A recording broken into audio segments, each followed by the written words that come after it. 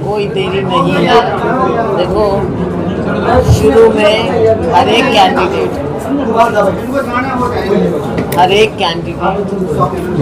अपना एरिया संभालता है। शुरू में कोई कैंडिडेट नहीं चाहता कि बाहर से, खैर मैं तो बाहर की नहीं हूँ, लेकिन कोई बड़ा नेता जब आता है या इस तरह के प्रोग्राम होते हैं तो उनको ऑर्गेनाइजेशन में और सब चीज़ें करनी होती हैं। और मैं खुद कह रही हूँ, मैं भी कैंडिडेट रही हूँ। शुरू का समय होता है जब हम नीचे कंसोलिडेट करते हैं अपने ग्राउंड ज़मीन पे, और उसके बाद अगर आप किसी भी कैंडिडेट से पूछो, सब कहते हैं कि जी थोड़ा बाद में रखेंगे, तो उसमें कोई ऐसी बात नहीं। और सिरसा की जहाँ तक बात है, अपने हलके की बात है, तो यहाँ पे कोई ऐसी बात नहीं है। आपको पता है सिरसा से मैं कभी विमुख हो सकती हूँ क्या? इसमें कोई ऐसी बात नहीं। अपना घर है, आपकी नुमाइंदा। मैंने ये ज़रूर उसी समय कह दिया था, ओपनली कहा था कि भाई अगले विधानसभा तक मेरा आना जाना थोड़ा कम होगा, और जो धन्यवादी दौरा है वो विधानसभा के बाद हम अच्छे ढंग से करेंगे। ये मैंने सबसे पहले बोल दिया था। लेकिन मुझे खुशी है कि यहाँ हमारे यहाँ बहुत अच्छा माहौल है और हम जीत की ओर अग्रसर हैं। और जो लोग पहले भी कहते थे मेरे समय में कि कोई क्षेत्र हल्का रहेगा या क्या, सबके मुंह बंद हो गए।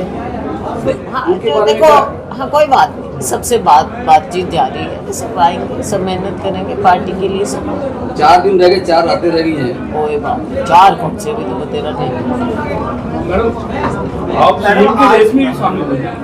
देखो, ये अब मैं आप सबसे कहूँगी कि ये वो सवाल ना बार बार एक ही सवाल, एक ही जवाब, ये रेस वेस कुछ नहीं होती। ये हाईकमांड का फैसला, मैंने पहले भी कहा, अब फिर कह रही हूँ कि ये फैसला चुनाव के बाद, विधानसभा जब बनती है, एमएलए चुने जाते हैं, तब हाईकमांड का फैसला आता है। आम हरियाणा के अंदर क्या राजनीतिक माहौल नजर आ रहा है? राजनीतिक माहौल कांग्रेस पार्टी के प्रति नजर आ रहा है, बहुत अच्छा है, दिन ब दिन और अच्छा हो। डब्बाली भी गए थे, सिरसा में भी आए हो, कैसा? डब्बाली भी गए थे, गोरीवाला, और बहुत अच्छा है। सुबह भुन्ना में थे हम, फतेहाबाद का हिस्सा है वो। हर जगह लोगों का बेहद रिस्पांस मिल रहा है और लोग अपने मन से, अपनी खुशी से ये दिखा रहे हैं कि आगे उन्होंने कांग्रेस पार्टी को जिताना। कि मैंने सीटें मान रहे हैं आप कांग्रेस? सीटों का तो देखो ये है कि सीटें तो बढ़ती जानी हैं, सीटें बढ़ती जाएंगी और बहुत बढ़िया अच्छे बहुमत से सरकार बनेगी। मैडम, आज की जनसभा को देख करके आप कितना सुनिश्चित मानते हो कि जीत में कोई शक नहीं है। और सिर्फ जनसभा क्या, जनसभा में तो लोग आपने देखा इतनी देर से बैठे, इतनी गर्मी में बैठे और आराम से बैठ के पूरे इत्मीनान से बात भी हमारी सुन रहे थे, और उनके अंदर भी एक जज्बा था कांग्रेस पार्टी के प्रति। तो क्या लोकसभा में जो आपके नाम की लहर थी, क्या वही लहर आपको कुर्सी के नाम? मुझे लगता है कि अब हम जितना मेरा मार्जिन था उससे बेहतर मार्जिन हो। रानी इलाहाबाद भी जाएंगे?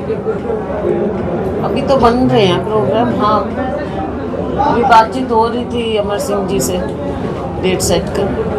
राहुल जी या प्रियंका जी कोई आ रहे हैं? हाँ, वो भी बातचीत चल रही है, उनका कोशिश है हमारी राहुल जी का कार्यक्रम, इसलिए थोड़ा सा अभी डेट्स का।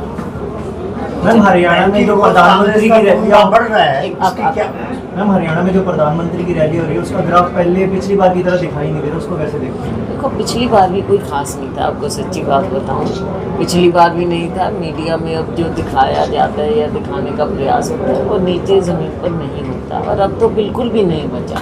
10 साल भाजपा की जो सरकार रही है हरियाणा में और केंद्र में भी, क्योंकि इन्होंने कहा कुछ और निकला कुछ, तो लोगों का मोह भंग पूरी तरह से हो चुका है। तो माननीय प्रधानमंत्री जी आए या कोई भी और सीनियर नेता भाजपा के आएंगे, कोई विशेष फर्क डालने वाले नहीं। आपका तुलना दिन में दिन बढ़ रहा है, इसकी वजह क्या है? वजह ये है कि लोगों का रुझान कांग्रेस के प्रति, और लोगों को विकल्पी कांग्रेस में नज़र आ रहा है। और लोगों को ये भी है कि कांग्रेस पार्टी जो कहती है और हमारा नेतृत्व जो कहता है उसमें दम होता है और हम वो करते हैं। तो एक विश्वसनीयता की बात होती है। 10 साल भाजपा को देखते हुए लोगों को मालूम है कि इन्होंने जो कह दिया वो कभी किया नहीं, और जो नहीं कहा था ऐसी ऐसी चीज़ें जैसे नोटबंदी किया और किया, लोगों पर थोपा गया। भाजपा कांग्रेस को कंपेयर करते हैं विश्वसनीयता कांग्रेस पार्टी की।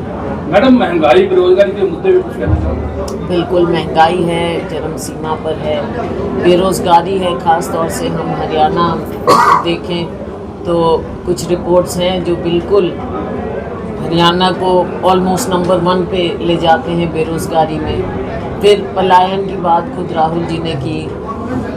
हमने देखा कि कैसे लोग अलग अलग रास्ते में लीगल इलीगल ढंग से हमारे बच्चे जाते हैं, जान जोखिम में डालकर कॉन्फ्लिक्ट जोन्स में जहाँ लड़ाइयाँ हो रही हैं वहाँ जाते हैं, भेजा जाता है। तो बहुत इस तरह की बातें हैं। बेरोज़गारी बहुत बड़ा मुद्दा है, नशा बहुत बड़ा मुद्दा है अपने यहाँ। ये ऐसी चीज़ें हैं जिन पर काबू पाना पड़ेगा और हमारी सरकार आएगी, इनको हम प्राथमिकता से लेंगे।